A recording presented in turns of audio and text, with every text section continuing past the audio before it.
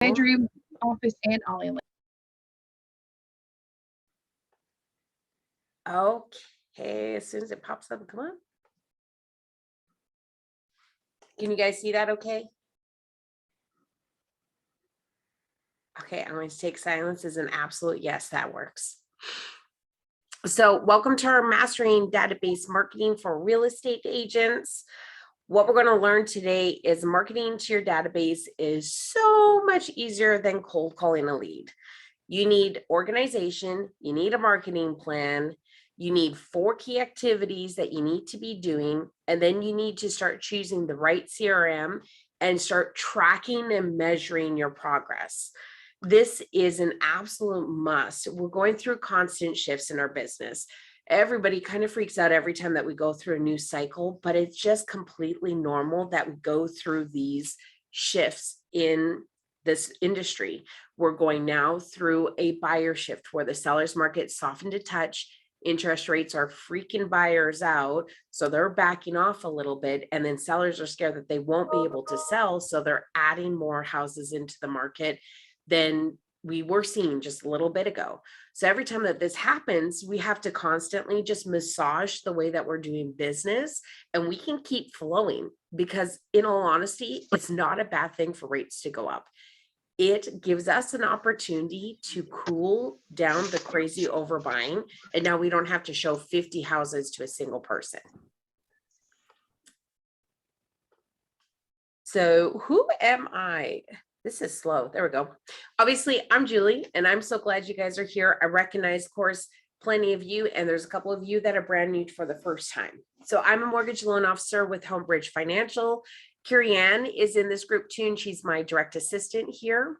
We host these classes because we want to really give you something that nobody else is giving you, and that's valuable knowledge and tools so that you can actually grow your business without having to spend money on it. If you want to do a one-on-one with me and just talk a little bit deeper about everything that we're going through, questions, concerns that you have, just go ahead and scan that QR code with your phone. It'll go directly to my calendar appointment system, and then you can just schedule yourself a time that works. Homebridge Financial, we are huge. So many of you that have known me for years, I worked for Home Street Bank when I first became a loan officer, and Home Street Bank became too big and had to sell their mortgage department. Homebridge bought Home Street Bank. So we're actually Home Street Bank. Homebridge has been in the business for 30 years. Let me just let in a couple more people here. So Homebridge has been in the business for 30 years, and we're one of the top 20 mortgage lenders for volume across the United States this past year. So we are huge. We have both standard mortgage programs, and then we have broker relationships. So if I can't do the loan myself, like land loans, for example, at any of my other companies that I've ever worked at, a land loan couldn't be handled by me at all. Now we can do the land loan. I'm just going to broker it out to another channel inside our division. Or we can handle single wide manufactured homes, which is unusual because a lot of people won't touch those. So we've opened up quite a bit of different lending that we can do. And if we can't do a loan, then I'll find somebody that can do it. But pairing these home programs that we have with our team and just being well knowledgeable in the business, this really just makes it a cleaner transition for your customer. So why is growing a marketing to a database important? Well, your database is a giant pool for referrals. If you can generate a referral for every 7 people you know in your database, what would that do for you right now? Tom Ferry says effectively working your database can generate a 10% return, and every 7 to 10 people you know equals 1 more transaction a year. What is the purpose of a database? Well, that one's kind of obvious, but the purpose of building it is to maintain a database so that you have constant people to connect, market, and provide value to, cultivating the relationships. What does your database do? Well, it acts as your central point for engaging leads, prospects, your existing clients, and it stores all of the information, because as you grow and you start having more and more clients, it's really hard to remember every little thing about them. But if you've got a database system that can store reminders for their age of their children and what their child's name is, you constantly are able to communicate in a more effective way with your client. Excel is not a database. If you are using Excel as a database right now, please do yourself a favor. And after you convert that Excel sheet to a real CRM, burn it down. Excel is not going to get you where you need to be. You need to get your database structure set up, and it needs to be an effective solution that will help you build a business with stability, less stress, and with predictable income. This is a game changer for me. I used Excel for a few years, and I've used some of the very, very cheap CRMs. And once I finally stopped doing that and invested real money into a good CRM, that was a complete game changer to how effectively and how often I can communicate with my clientele. When we speak of database marketing, you already know the importance of your sphere of influence. Every single guru out there talks about your SOI. What is your number one source of business in real estate? And most likely it's going to actually be past clients and repeat clients and referrals from those people. These people are part of your sphere of influence, but a lot of agents have a watered down SOI and it's too big. It's difficult to effectively manage, and that's the most valuable members are buried within everybody else that is part of your contact. So how do you stop doing that? And who should you be adding to your real sphere of influence? So here's a simple way to consider your sphere of influence. Everyone that actually knows you by your name should be part of your sphere of influence. We may be linked with hundreds or even thousands of people, especially in social media, but there's an upper limit of people with whom we can maintain social relationships on a consistent basis, where we actually really know that person and touch base regularly enough to become a referral source for them. And that number is 150. It's called the Dunbar number, and it's after a British anthropologist, Robin Dunbar. 150 people is the maximum number of real relationships that you can maintain. This is why, and as you see it, the larger a real estate team gets, the more withdrawn the real estate leader really is, because now they might have 300, 400, 500 clients in that group. They're looking for homes and being past clients, but they can't touch more than 150 without cultivating the real relationship. And so they become more withdrawn. Half those people have no idea that the leader was the quote unquote leader. They know the agent that they worked with on that team. And it's because 150 is our maximum that we can really handle. Your sphere of influence should not include people you haven't met or people that really wouldn't recognize you by name. Too many agents have a watered down sphere of influence and struggle to make real impact with people who they have little, if any, influence with. So here's a few examples of people who you should not include in there. They should not be your neighborhood residents that you've never actually met or talked to. They should not be buying and selling leads from years ago from people that you've never connected with. You never actually finished the deal. They were a dead lead. Or internet leads that you've never spoken with. These cold leads, if they didn't go anywhere, they're not going to remember who you are. They are not your sphere of influence. How buyers found their real estate agent based off of NAR's 2021 Home Buying Selling Trends Report shows that 53% of all buyers found their agent from their own sphere of influence. So family, friend, relatives, neighbors. It's within the agent's own sphere as a friend, relative, or neighbor. And it's interesting to note that only 13% of buyers engage the services of the same agent more than once. So what does that kind of tell you? Well, it says that we need to do a better job at nurturing our past client relationships. You are losing money and relationships by ignoring your past clients. Clients will probably remember you. Sorry, guys. Clients will remember you and use you if you're in front of them actually communicating to them.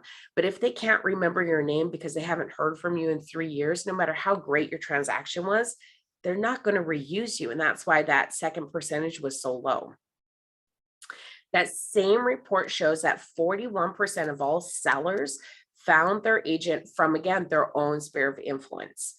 With that, sellers use the repeat business was higher at 26% using the same agent that they previously used.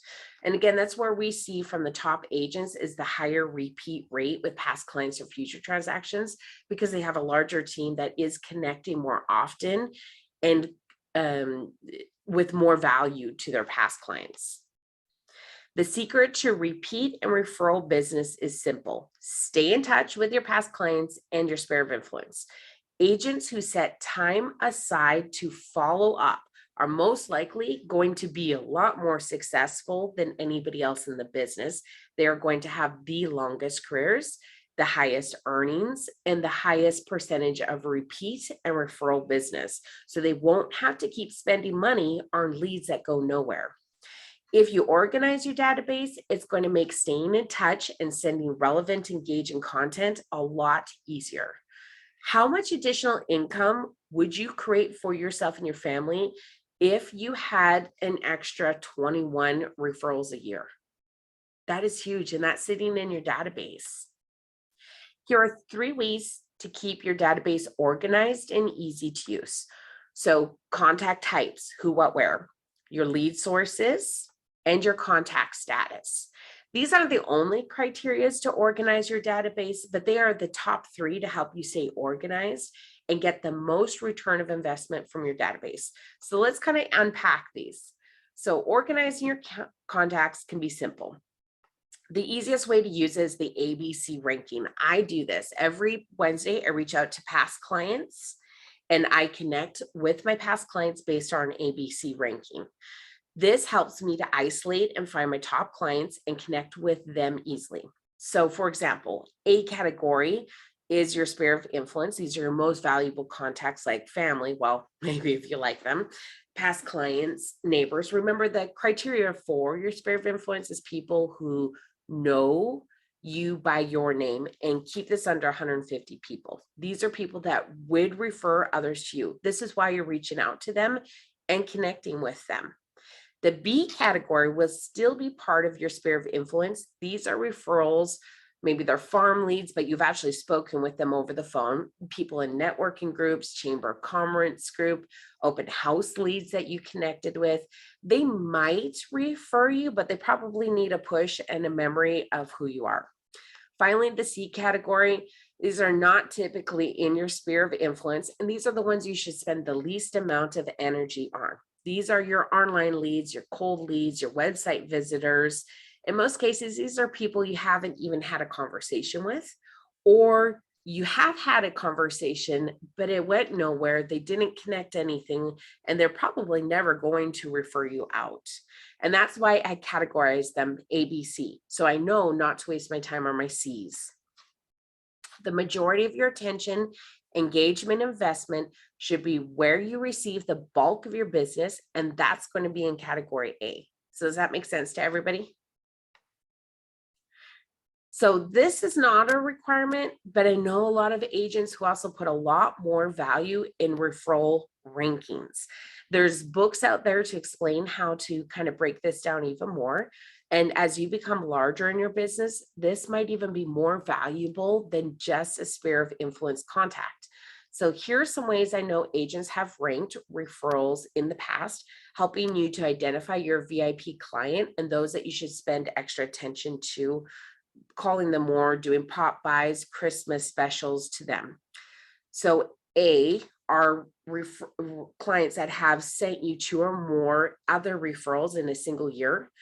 B, referred you at least 1 person since you've known them. C, would refer if the opportunity came up but hasn't yet. And D, an indifferent past client.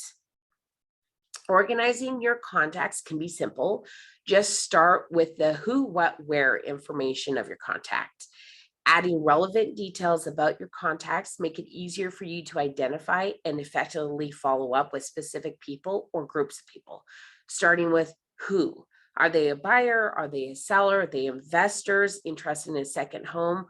who or what is that source of that contact? Next is, what kind of property do they want to buy?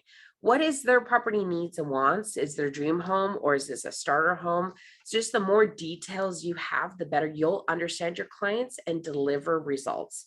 Lastly is where. Keep track of your location preferences for your clients so you can keep them up to date on relevant properties and happenings in those desired areas.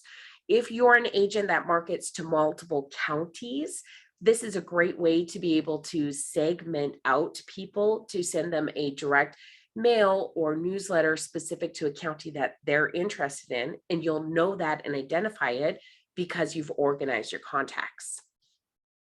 You should also score your buyers based on their timeline to buy or sell. This way, it makes it easier for you to put your follow-up plan in place so you don't miss out on future business, but you're also not bugging them too quickly. You can score your contacts and leads, again, using the exact same ABCD method. So A has lender pre-approved or actively looking, they're probably going to close within the next 30 to 60 days. B, they're looking, but not pre-approved. So you don't want to spend time going out there in the field to show them houses if they're not going to stick around. C, their timeline to buy or sell is going to be in 3 to 6 months. Or D, they're looking at 6+ months out. This will help you isolate who you need to spend the most energy on today. Additional details for your contacts are the little things that can go a long way in a relationship by listening, noticing, and remembering. Some examples are going to be their life statuses as they change, their family size changes, the kids enter into different schooling districts. It could be their interest and likes. Maybe they like to golf, or they're big on RVs, and there's a property in the county that popped up with RV parking. Occupation, their charities. It could be important dates like anniversaries and graduations. So, just knowing and paying attention to that stuff, but categorizing it in your CRM is going to ensure that you're constantly staying focused and in front of your clients when you talk to them. So, pro tip, how do you find out about their actual interest? There's 2 ways. The first one is just ask. Being sincerely curious and interested in other people make you more real when you're talking to them. It's just in a more authentic relationship. A tip I do is, after I talk to a new client, I quickly add 3 simple things into my notes on my phone about them: who referred them, what they are looking to do, and the timeline. This way, if for some reason I screw up and they don't go into my CRM, I can quickly remember by looking at my notes who they are and get them moving in the right direction of a CRM. A second way to ask and know your client is just send them a survey.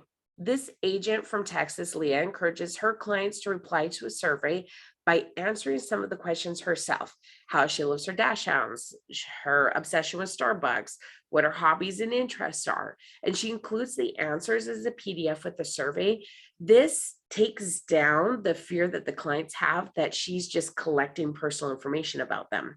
She's telling them about her, and in return wants to know about them. And it removes that barrier that you typically see.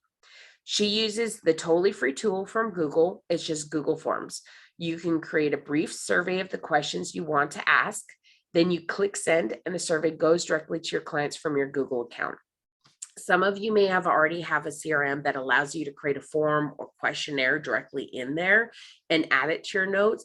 But if not, utilizing free services like Google Forms is a great option, and it also showcases your ability to be more technically advanced, which is a huge opportunity for buyers and sellers in the future. They really want somebody that's great with technology. Another way to learn about details is becoming a sleuth and becoming their best friend on social media. So, question here: how many people here share personal things that happen in their lives on social media? I do. You share your kids' wins, you share their graduation pictures, you share birth, anniversary announcement, all those private information we share in our social media. And there's so much more: vacations, graduations, changes in life, promotions. Those are opportunities for you to reach out to your customer. How many of you are actually here today? We've never met. You actually don't really know me, but you know me because of social media. And that's probably at least half of you. We've never met in person. You feel like you know me. We connect on social media and we engage. So see, social media is a really huge key part in building a database and staying systematically connected with your clients. So how can social media help you? Well, you can connect, engage, you can comment your clients, you can send them direct messages. You can also repeat weekly and time block it, and you can build your leveraging of your social media. You can create content to speak directly to that person and become a bigger referral source for them, because people feel good when they can refer somebody to their friends and family. Database marketing plan, you hear it all this time. Most people don't plan to fail, they fail to plan. So in order to succeed with database marketing, you need a plan, my friend. Database marketing is, in 3 simple steps, the systematic process of staying in touch with people in your database. That's all it is. But we make it a lot more complicated than it needs to be. Conversion ratio, a database marketing plan with 40 annual sphere of influence contacts should result in 1 closed transaction for every 7 to 10 people in your database. That's from Brian Eisenhower. I don't know if you guys have signed up for any of his free content that he sends you weekly. He is fantastic. The information that he shares on ICC, it is great content, and a lot of time I take it and I repurpose it to train you about it. And he's absolutely right on what this conversion rate looks like. If you know 150 people, you should be able to get an additional 21 closed transactions just from staying in touch. So 150 people in your database, you would have a total of 6,000 touches, where that's newsletters, phone calls, text messages, videos, all the different ways that you can connect. Then you divide that by your 7 annual conversion ratios. That's 21 more deals a year. I don't know about you. I'm totally good with getting 21 more deals. Bring it on. So here's 4 key activities that you should be doing when you're devising your database marketing plan.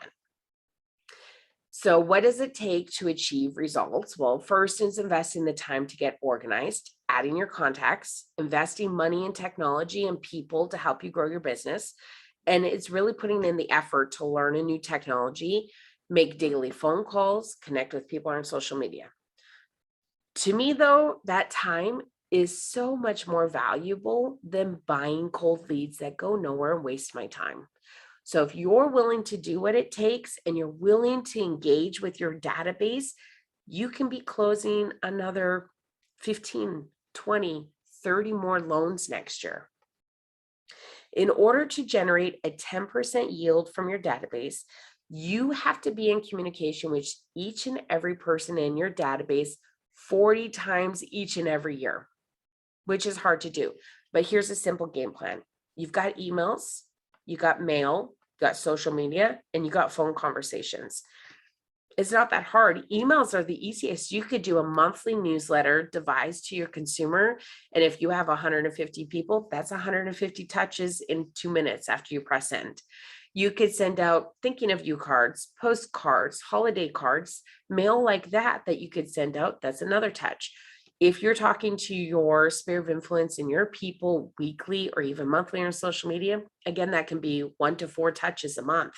So it just really helps you to break down that barrier and talk more to your database. And again, with spending the minimal money, the only item on this entire screen that cost you anything was the mail. Contrary to what you may have heard, email's totally not dead. Successful email marketing is about building relationships when done effectively. Email marketing nurtures your buyers and seller leads, and it turns prospects into clients. So for myself as an example, I get in referrals from you guys, and I convert your client into a pre-approved buyer. So now they're out there looking, and right now it's taking about 4 months for the average buyer to get under contract. During those 4 months, I have a weekly email drip that goes to the customer and talks to them about things like, what do you do if you hate the neighborhood? How to consider repainting a house? What kind of costs for renovation should I be doing? Um, when I own a home, what are some of the utilities I don't think about? These are just simple things that are in all of our home buying guides, but customers don't slow down to read that whole guide. So I break it down into a weekly drip and it goes to them automatically. And then every Thursday, I reconnect with my customers that are shopping, check in with them, tell them how things are moving with the rate. It's a 2-minute conversation, but it massively reduces for me as a mortgage lender how often a customer is shopping for other lenders. So that could be a very easy way that you could keep engaging with people that have been looking and people that have closed, is just by constantly creating a little bit of valuable content in email that goes to them. 47% of marketers stated that email was their most effective marketing channel, followed by social media, which was 39%, SEO tracking through Google, which was 33%, and then specific content marketing. Do you see the difference here? Email was at the top and content marketing was on the bottom. This is just like any other timeline where real estate in the industry changes and evolves from buying market to a seller's market to so forth. It's the exact same way. Email used to be a dead object. 4 years ago, everyone hated getting email. Now people enjoy getting email again. 74% of baby boomers think email is the most personal channel to receive communications from, followed by 72% of Gen X and 64% of millennials. And this is from Bluecore for the 2021 statistics. So this is real-time data just from a few months ago. So if you are marketing directly to boomers about downsizing their home, moving into a ranch or things like that, email is huge to them. If you're marketing to a millennial, social media is huge to them. And then email is just as big to them as well. So let's take a look at the top email campaigns to send to your database.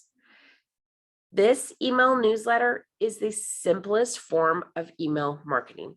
The purpose of a newsletter is to provide content that your readers can count on and to keep your services top of mind for potential new clients. Just like a printed newsletter, email newsletters go out at a set frequency. You could do it weekly, which I think is a little bit of an overkill, but monthly is my personal like when the client's closed, and then weekly when they're house shopping. Most commonly, newsletters share upcoming events, the latest real estate trends in your area, a recent blog post, or a summary of your real estate blog. Think outside of just sold and listed. Think about helpful ways to help your reader. Talk about ways to prep a house to sell, maintenance for your home, just like I did in this one. This was on the back of a flyer that another set of my agents are handing out for a parade. And on the back, it talks about home maintenance. It talks about springing into a new home. It talks about selling this spring. So it gives them helpful insights without it being constantly in your face about buying and sellings and how many listings did we do. So just fine tune it. Think about different ways that you can connect. I like to constantly change up my newsletters. I'll include recipes. I'll include happenings in the state of Washington. You could include a totally different state. You could include cool travel places in each state in the United States, and that would give you a year's worth of content if you did a new state every month. So just think outside of just buy and sell. You want it to be content that your reader is going to want to actually open and read. In client stories, buying, selling tips, renovation tips, partner resources, checklists, and guides.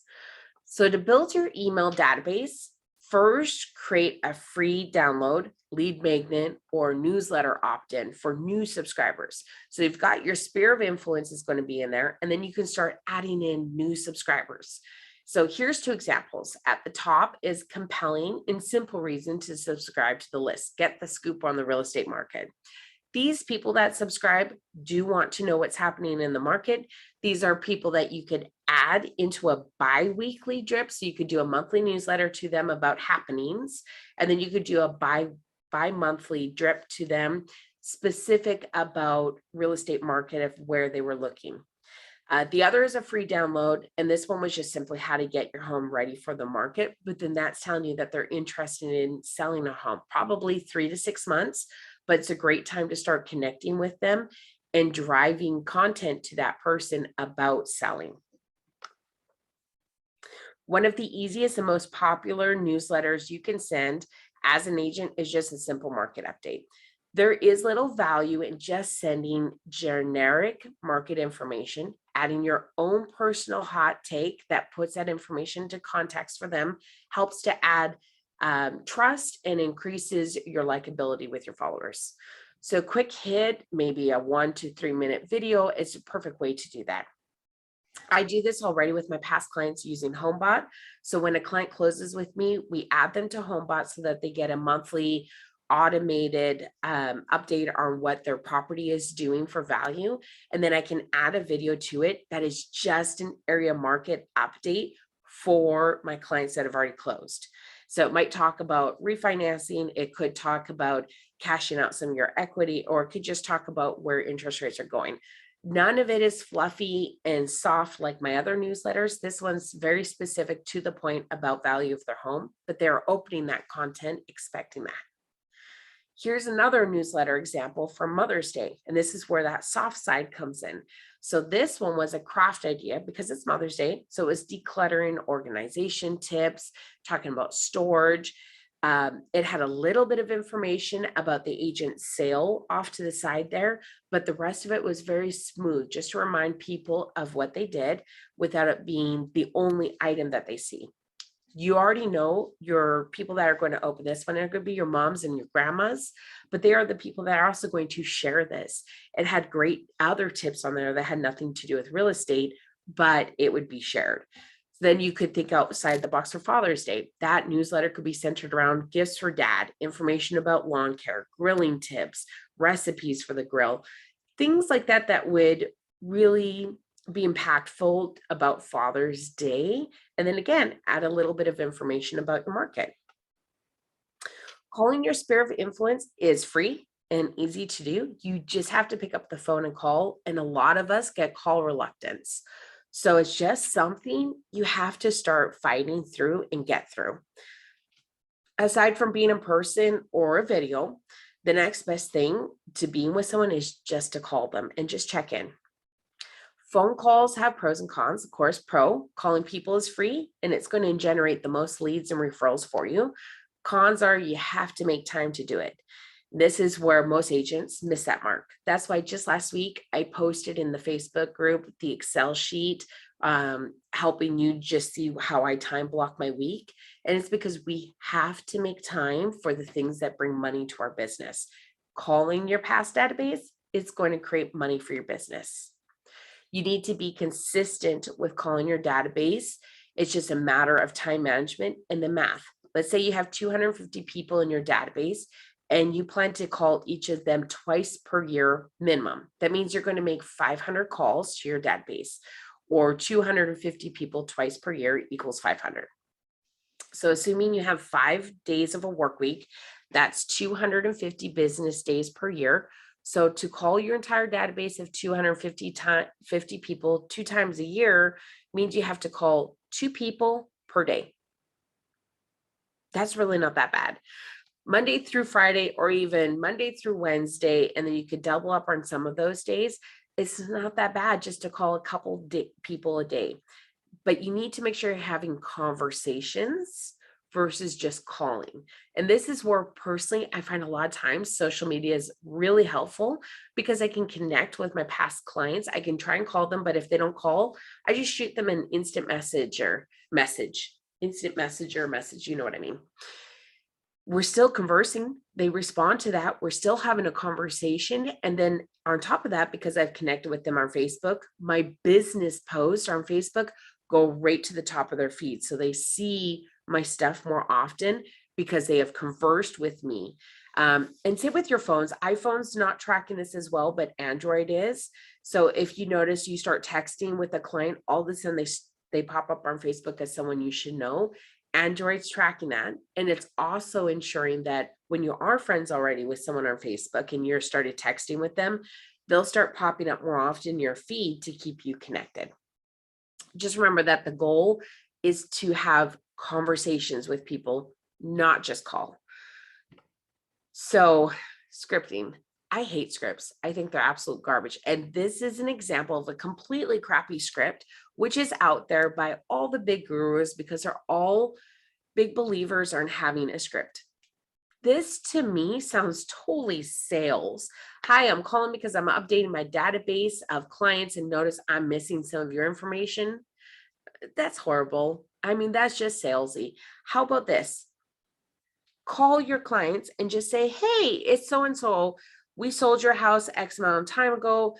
You know, I have to admit, I did a terrible job keeping connection over the last X amount of time. And I just wanted to call and check on you. How are you guys doing? Or, hey, it's me. It's been a long time, but I was driving past your house the other day and realized it's been way too long since I talked to you. How are you doing? Just have real human conversations because these calls are about making a connection so that they feel good about referring you business. It's not about making a sales call. You are not a telemarketer. And if you come off with this script calling your clients, they're never going to answer your call again. So think about real human reasons why to call and check in on your database. Some of the most simplest reasons are their birthdays, their purchase anniversaries.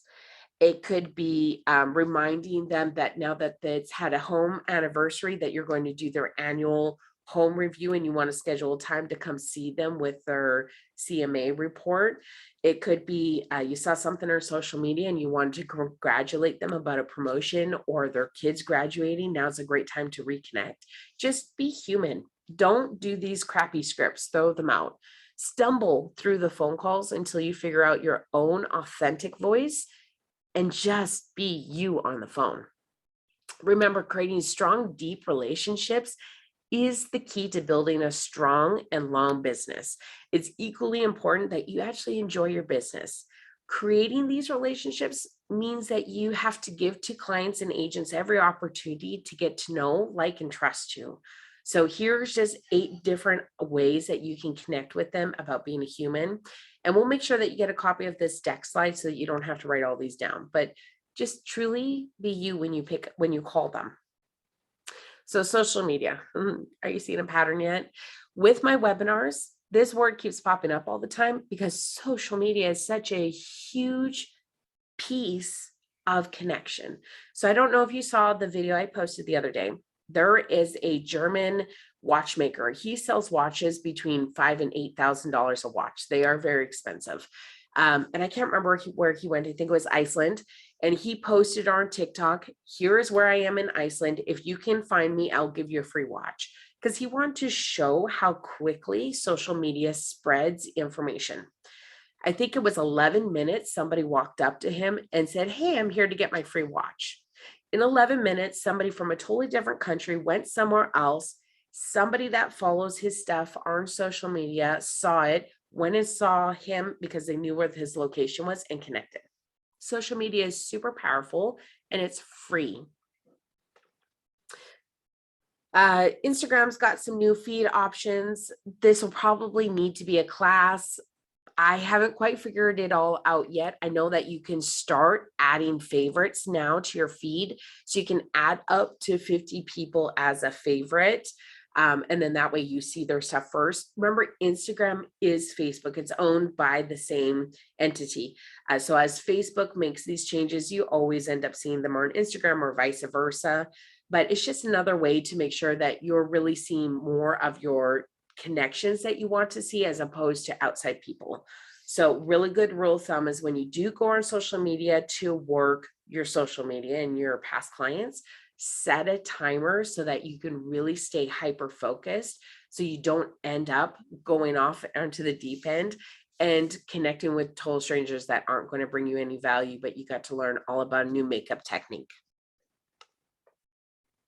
Much like email not being dead, Direct mail is not dead either. I've been preaching this for a while. People love to get mail. 77% of millennials have a positive impression of direct mail, and 55% of boomers like to receive direct mail. So again, decide who you are marketing to. If you are marketing to millennials, they like direct mail, they like less email. So print their newsletters and mail it to them to stay connected with them. If you're marketing to a boomer, they love email, they hate mail. So market more of your newsletters through email, and then keep your content that you send them down to thinking of you cards, birthday cards, things like that that won't tick them off. Millennials, you can send out postcards, you can send tons of stuff through the mail. They would love it. If you send them too many emails, they're going to get irritated. So niche marketing, know what your niche wants to be marketed to and how, and then just dial in that game plan. 26% of Americans work from home every day. So they'll need a little bit more people time, even though they say they're happier working from home. We're going to start to hit a depression era where people realize that they don't have any outside people connections. So start being that outside people connection and grow your database. Guess what's on the #1 trend for direct mail, which kind of surprised me because I hate these? Postcards.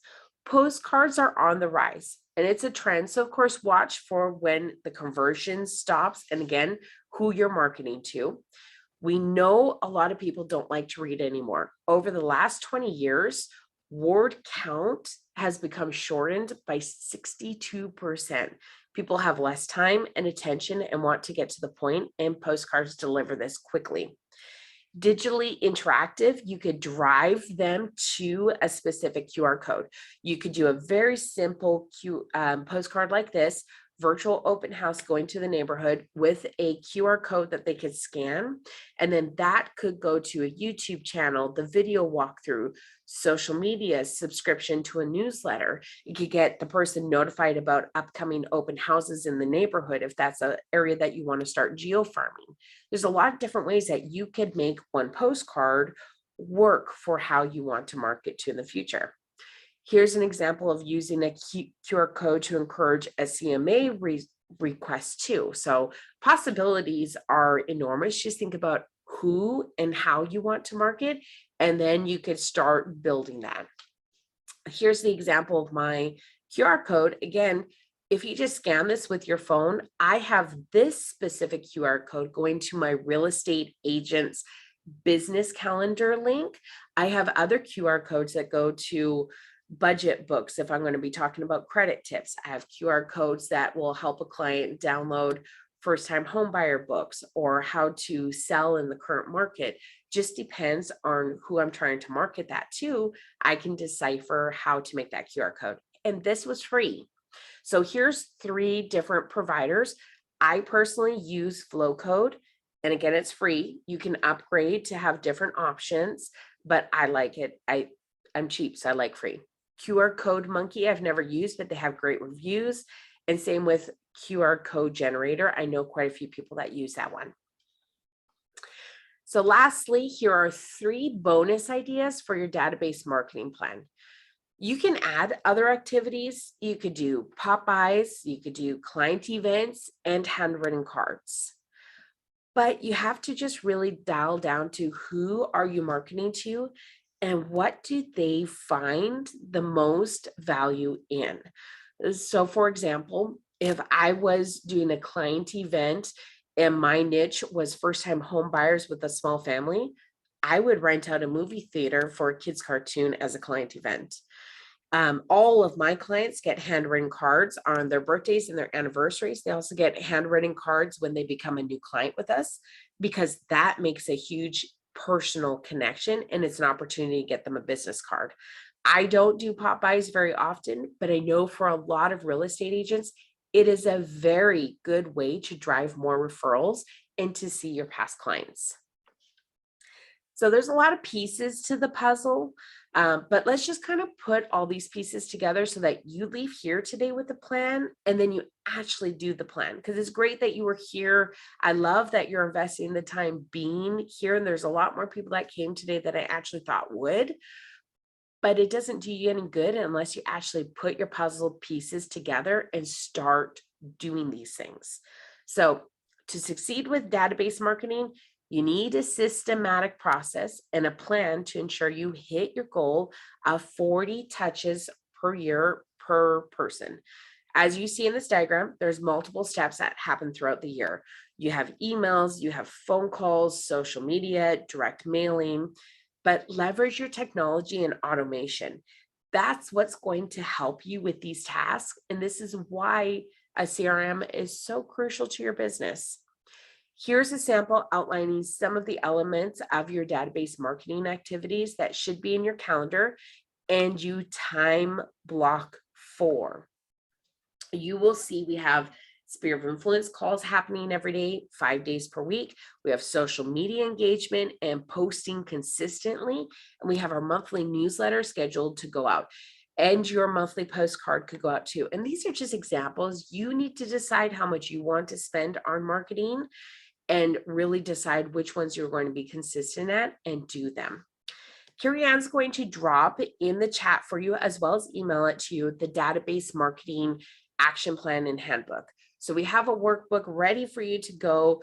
You can download it and write all over it, or you can use it at PDF. If you're like me and you love your Remarkable, I put all my PDFs on my Remarkable tablet so I can write on it without printing. But the good news is you're going to get this. Thank you for attending today. We want to make sure that you have a plan and you do this stuff. Inside that book, you're going to find a checklist for getting started, an activity tracker. Even I track all my activities. I track when I speak to a person, who I got a referral from, what month it came in, how fast did that referral transition to a application and a closed file. So track. You're also going to get your marketing budget planner, and then there's more in there. So just let me know if you're not seeing it. Carrie Ann will drop it in the chat there. And again, we'll email it out after this presentation too. Now it's important to have and use a CRM as the hub of your database marketing plan. So this is a no-brainer. CRM stands for Customer Relationship Management. A CRM helps you manage important information about your leads and customers. It tracks your interactions, manages your business. It automates your tasks, processes transactions. It can track your expenses, so it's easier for taxes. Your CRM can be as robust and as expensive as you want, and it can also be as affordable and helpful as you want as well. So curious to know, just kind of raise your hand in the chat there. How many people actually use a CRM? Not just have one, but you use it. Good, Sarah does.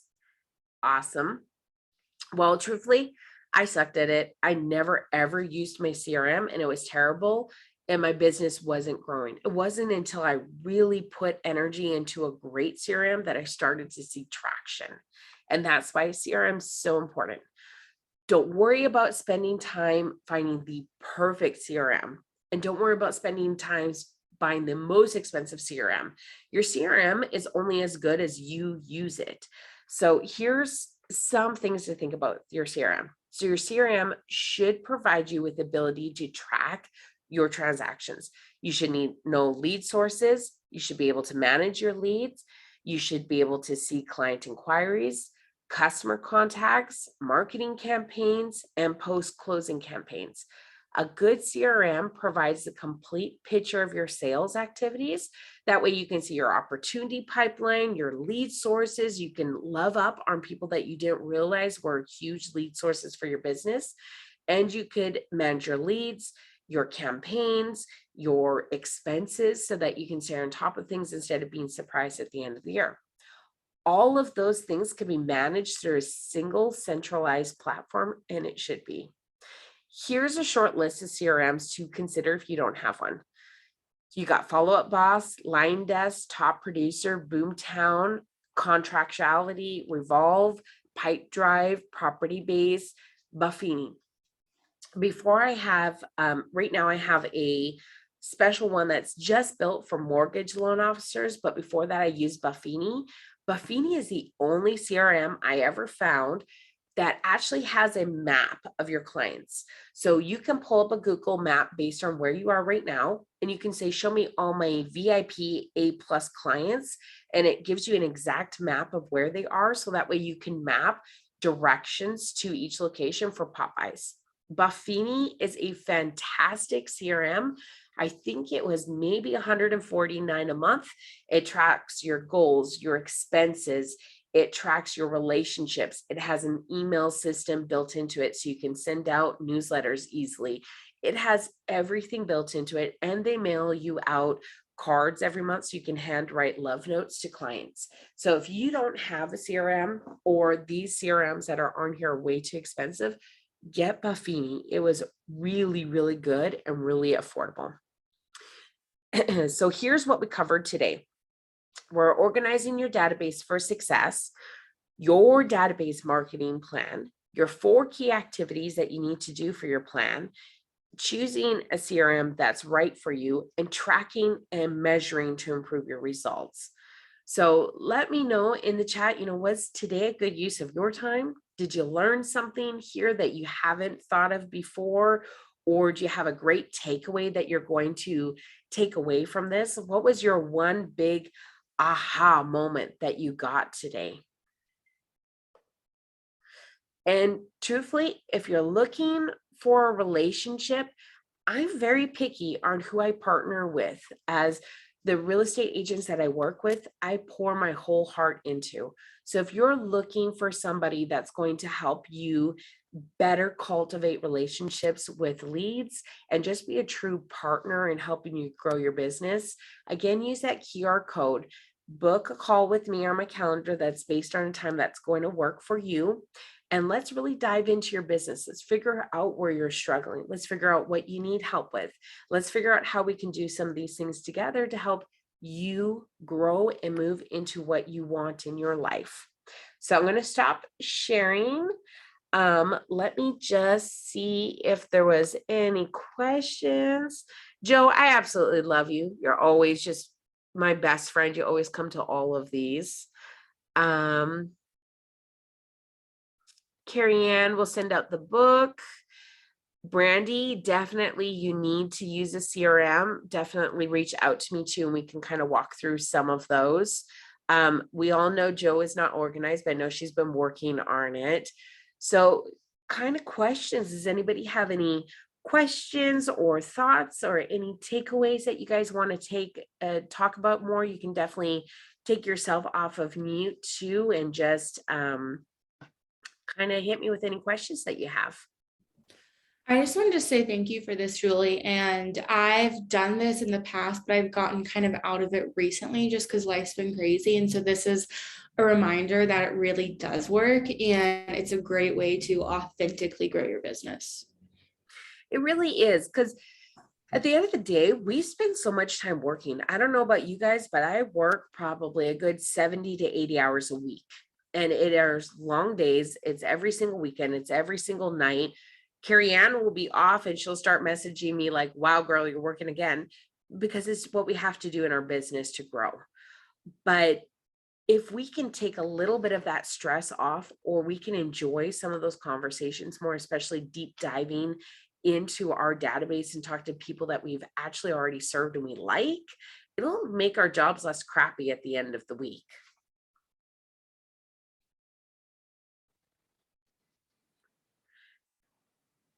All right, guys. Well, I don't see any questions or anything. Please do reach out. I'm going to become a lot more consistent on these webinars. So I'm going to do a webinar every third Wednesday of the month.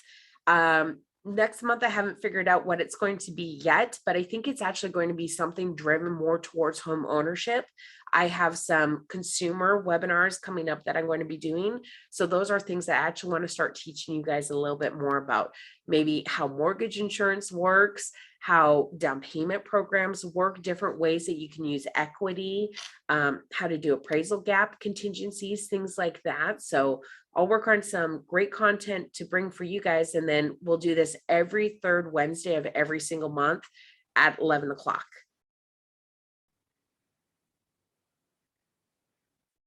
All right, guys, well, have a great day. Thank you so much for attending. Really appreciate it. And we'll shoot you guys out an email with all of this stuff on there.